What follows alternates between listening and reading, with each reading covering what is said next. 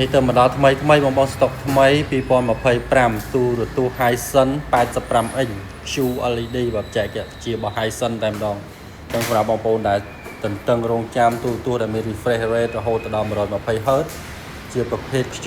បាទ color ច្បាស់មែនទែនប្រព័ន្ធសំឡេងក៏ល្អឥឡូវនេះបានមកដល់ showroom នៅក្នុងប្រទេសកម្ពុជាយើងហើយទូរទស្សន៍នេះគឺជា spec បាទ international បងប្អូនចឹងសហការីគាត់កំពុងតែធ្វើការបើកប្រអប់បាទទូរទស្សន៍ QLED 85 inch ស៊េរី Q6 ស៊េរីរបស់យើងអញ្ចឹងចាំមើលនៅខាងក្នុងមានអីខ្លះខាងក្រុមការងារនឹងធ្វើការបើកជូនបងប្អូនទាំងអស់គ្នាតែម្ដង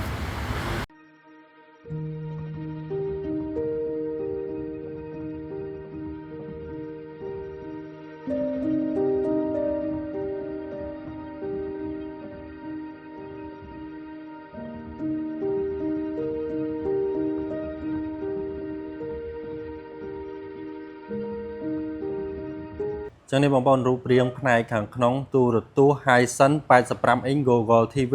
QLED បាទស៊េរីចុងក្រោយ2025ដែលទៅមកថ្មី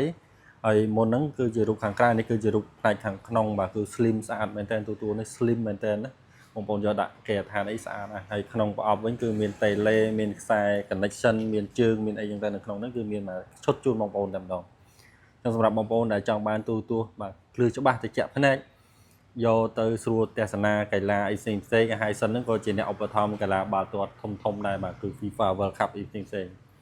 ហើយនេះគឺជាបាទកម្រិតរូបភាពច្បាស់នៃទូរទស្សន៍ Hisense របស់យើង